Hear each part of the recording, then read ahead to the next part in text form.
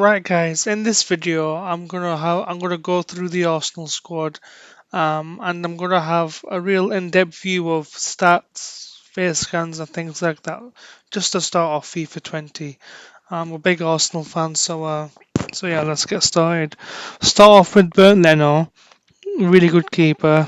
He's got a good face scan. Yeah, he's gonna be a big part of my team going forward. Got Emiliano Martinez, couldn't say that name properly. He's a alright keeper, might use him now and again. Matt Macy, he's probably gonna go out on loan. Might sell him. We'll see what happens. Monreal, he's a player that I'm looking to move out um, within the next couple of transfer windows. Kolasinac, probably keep him for a couple of seasons. But I'd ideally want to use Kieran Tierney ahead of Kolasinac. Kieran Tierney, really good player, probably be my number one left back going forward. Um, yeah, really good player. Daniel Bollard, probably send him out on loan while he's on loan, but yeah, might keep him on loan or might sell him. Squadran Mustafi. Every Arsenal fan doesn't like this player because he makes a lot of mistakes right on the transfer list. I'm not going to use him at all. Medley, I'll probably send him out on loan because he's a good prospect. But I might keep him. I might use him for the squad games. We'll see. Mavropanos once again, he's a good player, but am I going to use him in the first team? I'm not sure. So I will add him to the loan list and we'll see what happens. William Saliba, he was actually on loan at Saint Etienne, but I've actually recalled him because he is one player I definitely want to train up. So that's why I've recalled him back. Rob Holding is going to be in and around the squad to do like Rob Holding, both in the game and real life. So yeah, he's in my plans. David Luiz, is a player we've signed from Chelsea for about £9 million. I probably will keep him. He's a good defender, and yeah, I'm gonna keep David Luiz just for now. Socrates, same as David Luiz, I am going to keep him, but what I am going to do is I'm going to train some of the younger defenders up and possibly recruit a couple of defenders as well. But for right now, I think David Luiz and Socrates will be my centre back pairing. This guy, I might as well leave him on loan. If he improves, great. But when he does come back on loan, I'm looking to sell him on. Probably won't be useful to the team. Hector Bellerin is going to be my number one right back for years to come. Ainsley Maitland-Niles, he's not a right back. He's not a right back, as his preferred position is centre mid. Unai Emery and even Arsene Wenger, for that matter, did not play him there. So we'll see. He's a good squad player. He can play a variety of different positions. So he'll come in handy. Uh, this guy, I leave him out on loan. Don't really need him. Probably look to sell him on in a couple of seasons' time. Lucas Torreira is in my plans. He's a very good player. Yeah. I really didn't hear about him. I didn't know about him when he moved to Arsenal, but now he's a fan favorite, so I'm going to keep him in the squad. Mohamed El Neni. I must admit, I do like El Neni as a player. But he hasn't really done it much at Arsenal. Doesn't get much game time, so I am going to add him to the transfer list. And actually, in real life, he's moved over to the Turkish league to Besiktas, I think it is. So yeah, I'm definitely going to put him on the transfer list. Callum Chambers is another one of those players. He's a good squad player. He can play a centre back, centre mid, CDM. So I'll probably keep him in the squad for now. Saka, really good player. I'm looking to train him up and yeah, he's gonna be a mainstay in my team um, well for the foreseeable future, let's say. Same here with Joe Willock. I do like Joe Willock. He's really coming to form uh, for Arsenal this season, so definitely going to keep him and train him up. Danny Ceballos now, I will play him, but he's on loan from Real Madrid, so not going to train him up too much because he will be going back to Real Madrid at the end of this current season. So yeah, that's Danny Ceballos. Mattia Guendouzi.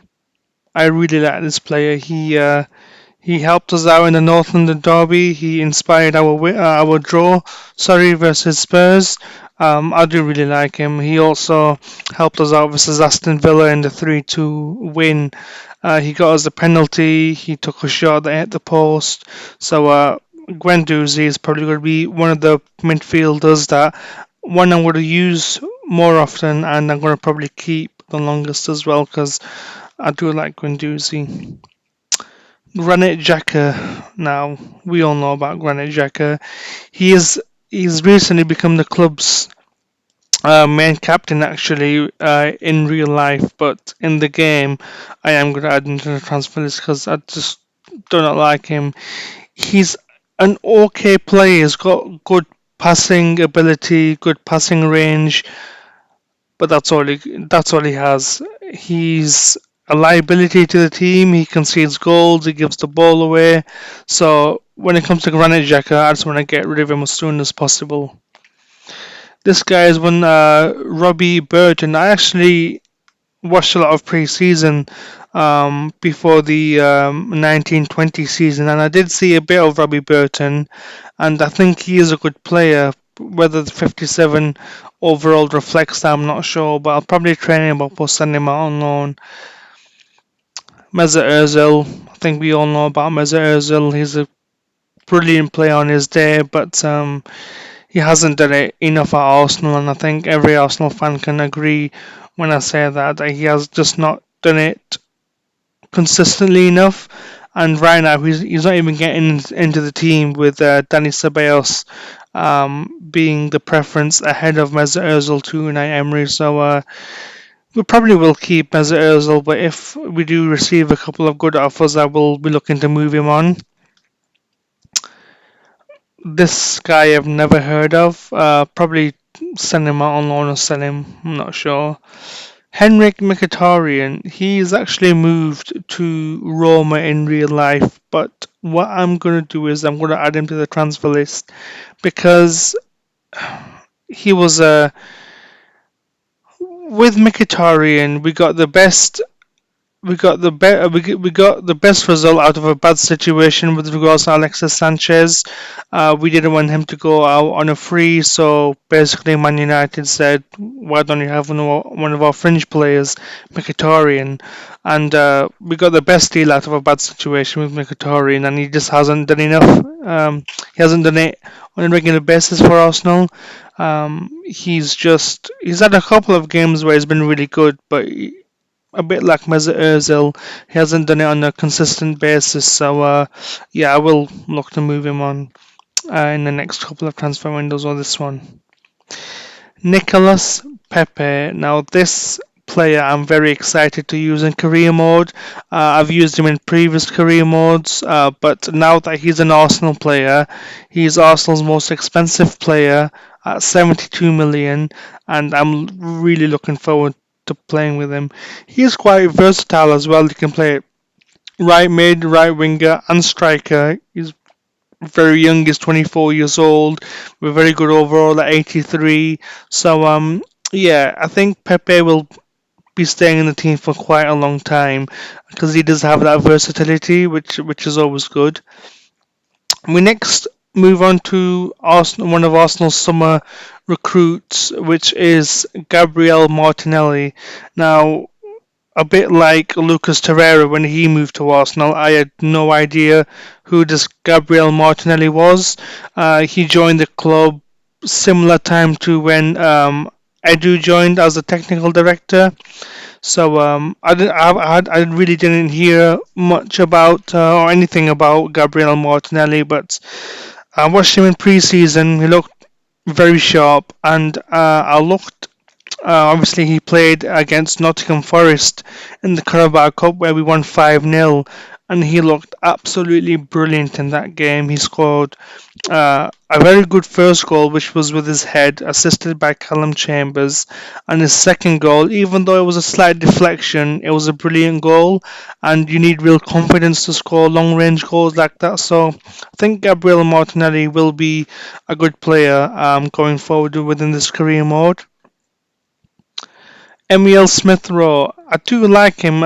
He's a bit like Joe Willock, where he has that potential, but unlike Joe Willock, he just hasn't got there. And understandably because of injuries and things like that, that's kind of prevented his progress within Arsenal. And against Nottingham Forest, he did get quite badly injured. Actually, he went in for a header within the box, which was saved by the goalkeeper. But another player clashed heads with him, and he was taken off on a stretcher. So I think in real life, I hope Emily Smith and Rowe gets a quick recovery. But yeah, he's one I'll keep and probably train up, and he'll be a mainstay within the Arsenal career mode going forward. Reece Nelson, I do like Reece Nelson. I think he's a really good player. He had a decent season at Hoffenheim last year where he scored a couple of goals, and at the time when he was at Hoffenheim, he was having similar stats to Jadon Sancho.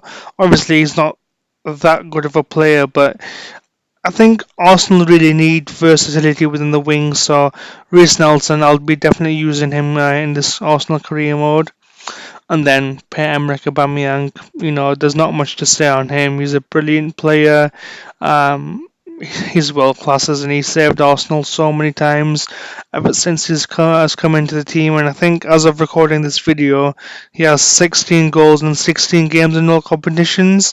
Absolutely world class. He's brilliant, and against Aston Villa, he gave his he would have taken the penalty, but he actually gave it to Nicolas Pepe so he could score his first Arsenal goal, and I think that's really good of him. It shows real team spirit.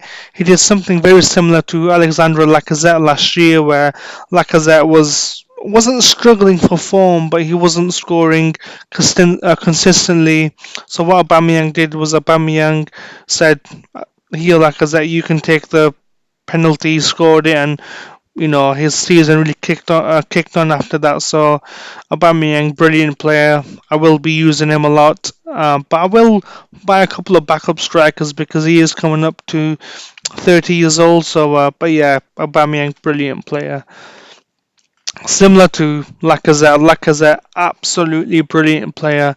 I've always loved Lacazette. I've always bought him in career mode, even when he was at Lyon, and he was one player that I was really saying in my head that I hope Arsenal sign him because he's a brilliant player, and luckily we did sign him. It was a bit of a worry when he actually signed for Atletico Madrid, but because of their transfer ban, that move didn't materialize. And then I think half a season or a season later, Arsenal came in for him. So I was really happy he didn't join Atletico Madrid, and he's joined Arsenal, and he's formed a really good deadly partnership with Aubameyang. So I am going to leave those two on top in a 4-4-2 formation, most likely, but I'll have to see.